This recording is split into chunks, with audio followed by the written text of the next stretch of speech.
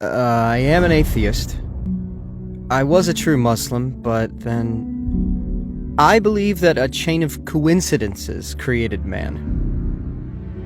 I was not a so-called Muslim like today's Muslims. I was praying, I read the Quran, I learned to read the Quran in Arabic. I definitely don't have a tight perspective. I'm not narrow-minded. If someone gives me rational explanations and satisfying answers to my questions, I can return to religious belief again. What are you doing? Are you studying at Me too? Yes, I'm studying psychology at METU. Our topic today is beliefs. Can you tell me a little about yours? Well, I am an atheist, but till 2 to 3 years ago, I was a Muslim. I was not a so-called Muslim like today's Muslims. I was praying, I read the Quran, I learned to read the Quran in Arabic, I read the translation of the Quran, I was fasting, so I was a Muslim. A true Muslim. But after doing research, I realized some things that didn't sit well with me and started not to believe. I also came across your videos with atheists. They said they didn't believe but couldn't defend their opinion. I don't know. Maybe young people look at atheism differently, and most become atheists without any research or knowledge, so they can't defend their beliefs. They seemed wrong about being atheists because they weren't able to say what was necessary. It's like they became atheists to look cool or something. You're saying we talk to uninformed atheists? Yes, I think they were uninformed. So can you say you're knowledgeable? I did my own research. I tried to answer the questions that bugged me, and I definitely don't have a tight perspective. I'm not narrow-minded. If I presented my questions to someone, and he gave explanations that make sense, why wouldn't I believe again? As far as I understand, you want to have proof and proceed rationally. Well, can you give me one piece of evidence for the non-existence of God, or a sign of non-existence? I can't definitely say that there is no creator. Actually, I'm a bit agnostic towards God, but I definitely think that religions don't exist. Then let's look at the creator first. When knowledge is available, obscurity is removed. For example, if I were to ask, how many students are in this university, you'd say, I don't know. If we find an evidence, a feature or a document is given to us on paper, there will be no unknown aspect, right? Yes. If I were to give you the proof for the existence of the creator, offer you rational, logical, and clear evidence, could we close this topic of the unknown? I can't do that right away. I need to research first, but... I will give you evidence. Okay, I'm listening. If the evidence makes sense, you can decide right now. Yes, tell me. Let's say we're in front of the Salimia Mosque. I'll give you one material and one concrete example. We're in front of the Salimia Mosque and we're trying to find out a logical answer to how it was built. We have 4 basic options before us. Firstly, we can either say that it is a group of people who are deaf, blind, and unintelligent next to this mosque, and that they built this mosque by mutual agreement. Or secondly, the bricks of the mosque agreed among themselves and said, what are we waiting for? Let's build a mosque. I'd say that the bricks built this mosque by themselves. Or the third option, I see the architectural project manual inside the mosque describing the construction stages, and I say that this manual built the mosque. Or the fourth option, there's an architect like Mimar Sinan. I say that an architect, a genius like Mimar Sinan, built this mosque with his knowledge, will, and might. Which of these options would you choose? I'd definitely choose Mimar Sinan. Okay, but every human being is structured, more complex, and orderly compared to a mosque. Am I right? Humans, yes. When I look at human beings rationally and logically, I need to ask the same question. I look at human beings, and a human has roughly 100 trillion cells. And inside each cell, there are 800 organelles named mitochondria, and there are 10,000 particles named ribosomes. Each cell progresses systematically with an incredible structure. According to biology professor Michael Denton, each cell is a city like New York. How many cells do we have in our body? There are 100 trillion New York cells. When I look at such a complex structure, I need to find a rational answer for how it's done. The cells and bodies of human beings are not built once and left like a mosque.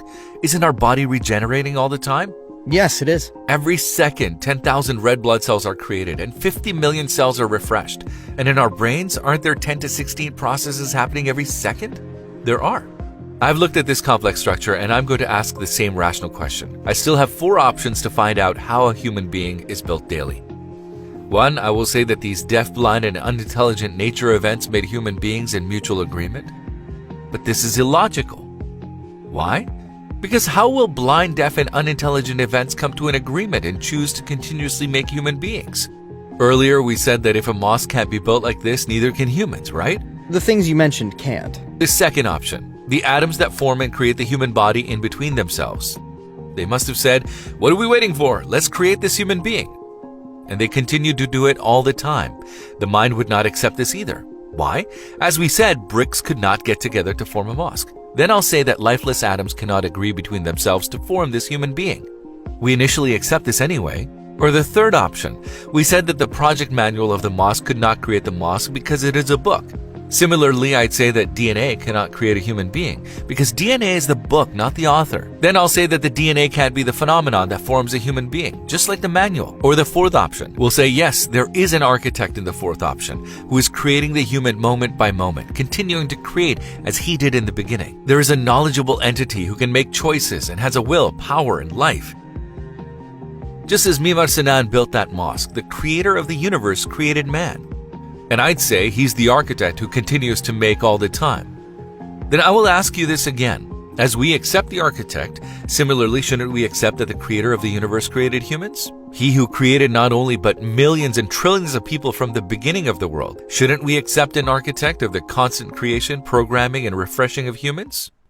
Not necessarily. I think these events take place due to a particular coincidence. I think that a chain of coincidences created human beings. Hence, I disagree with the idea that human beings must have a creator. 5 people per second, 350,000 people a day. Put the humans aside. All living beings, maybe millions of living beings, are created every day.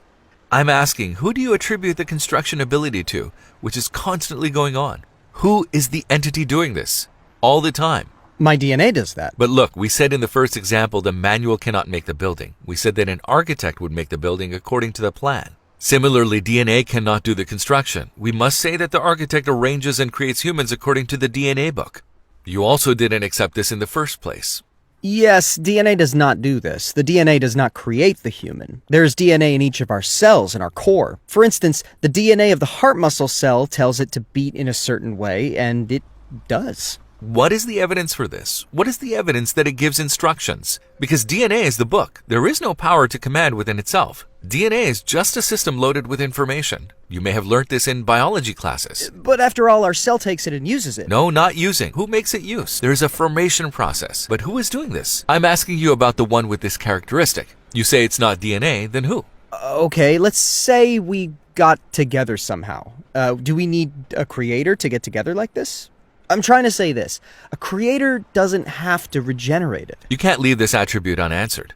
You have to say, yeah, okay, if DNA cannot, then who? I say, okay, let's talk about it. I already gave you the attributes. An attribute can't be left hanging. Let's settle this first. We'd say that there must be someone with these attributes.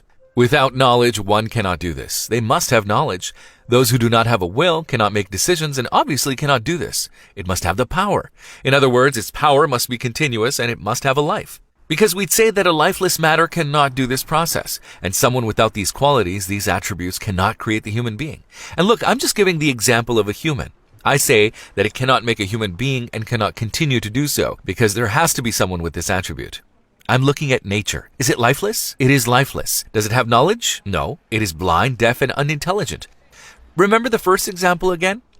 We said that this cannot make a mosque. I like to ask who is the responsible of this event, the event that I encounter every day. If it's not DNA, it cannot be left unanswered either. There has to be someone. You can say, let's leave it as X for the moment. Let's put a question mark. But there has to be a person with 4 attributes, an entity who exists. We said that 3 of the 4 options are impossible. We came to this conclusion together. Only one option necessarily remains. Okay, let's just admit it. Let's say humans have to be created. Okay, should it necessarily be a god as Muslims describe? For example, babies. A baby dies, what happens to that baby? He's sinless. He goes to heaven. So what's the difference between a sinless baby going to heaven and my teacher giving me an A because there isn't any exam paper left? After all, we have to complete this test. We will either pass or fail. So a candidate comes to the exam room and they say, there's no exam paper left for you. Your exam is over, and they pass directly. Do you think this is fair? What is justice? We need to talk about it first. Because in order to talk about justice, we have to give something in return. For example, you went to buy a phone, okay? You bought a phone from a store. If the phone turns out to be broken, you can go to customer service or court because you gave money for it, right? Yes. Why? Because you gave something in return. But let's say a man came here and saw we were chatting. He said, what a nice conversation you guys are having. Then he gave you 2 cars as a gift. Then he gave me 5 villas. Can you say, hey brother, what's the matter? How come you gave me 2 cars but gave him 5 villas? This isn't fair. I will go to court and complain. What would the judge say to you? Like this, humans too cannot object at some point because humans did not give anything in return. But he was bound to be blessed on earth with the blessings he received as a gift and eventually go to heaven. Then we'll say that since I did not give anything in return, the notion of justice is not applicable here. If you ask then why is he going to heaven, I'm at risk. I ask you, brother, take off your coat and wear it inside out. And if I say you're going to change the color of this coat, would you accept it? Would it make sense? No. Why? Because the coat is yours. The owner has the rights he wishes on it. Likewise, the earth, paradise, and the hereafter are properties of God. The owner has the rights he wishes on the properties. For example, he can create a plant directly on earth or directly plant it in heaven. How can we object? No. Why not? There is a rose here. He can plant a rose there too. Just like the baby. Think of a baby rose, for example. He can bring the baby directly here, and after showing it to people and making it happy, he can take that rose directly to heaven. I can't object here. Why? Because it doesn't concern me. Because God says in the verse, we said that we will talk about Islam. God says in Surah Maryam, and he will come to us alone. Alone. So individually. In other words, everyone will be questioned individually. For example, whatever the trait you're given, God will ask you about it. He will ask me about what he gave me. Likewise, our actions make us responsible for the traits given to us individually. And so is the baby. Whether the baby comes here or not, or goes directly to heaven, it doesn't affect my justice. And we say that God created humans individually. Whatever he has given individually, he wants it back fairly. It means that we should evaluate it among these notions and think about the notion of justice in this way. Let's say something in Islam does not seem rational to us. The fact that something is not rational for us cannot be proof that it's wrong. Why? Let's say we live in the era of Mehmed the Conqueror, okay? During the reign of Mehmed the Conqueror, there were tugras everywhere, Ottoman signatures, and he issues an order saying no one will leave their house for 5 years. Does this make sense? No. It doesn't make sense. Can I be irrational and say there is no Mehmed the Conqueror? Can we come to such a conclusion? No, we can't. Can I say for the second example, there are Ottoman tugras everywhere? This seems like an irrational rule to me. Then can I say that there is no Ottoman region? I can't. Why? There are tugras everywhere. It will cause us to ask, why did Mehmed the Conqueror do such a thing? Why did he bring such a rule during his reign? We'd question it. Similar to the example, God brought down rules with Islam. If you say, this example in Islam does not make sense to me, a conclusion such as, if there is such a rule, there is no God, can't be taken. The fact that I don't like a rule given by God is not a proof of the wrongness of Islam, which is its set of rules. Why? Because there are tugras everywhere. For example, there is a verse in Surah Rum that talks about the future. It says, the Byzantines have been defeated in the nearest land, but they after their defeat will overcome. While everyone thinks that they'll lose, the Greeks come victorious afterwards by defeating the Persians. It's a verse that talks about the future, about the event that will come exactly 9 years after it. And I'll say that this is a tugra for me. How can a human being foretell the future? Since a human cannot foretell the future, the owner of this tugra would be the owner of Islam. This means that the rules that seem illogical to me are not evidence for the wrongdoings of Islam, nor can they be evidence for the wrongdoing of God. Well then, wouldn't it be more logical to open the door from inside? By accepting Islam, look for answers for questions from within Islam? I mean, I think these are things to consider. It's not something to decide quickly with the human intellect. You say you will think about them? Yes, I've always thought about religious matters, and I will continue to think. The work you're doing has shifted and diversified my thoughts. It steered me in some direction. I will think and analyze it in different ways. This made me happy.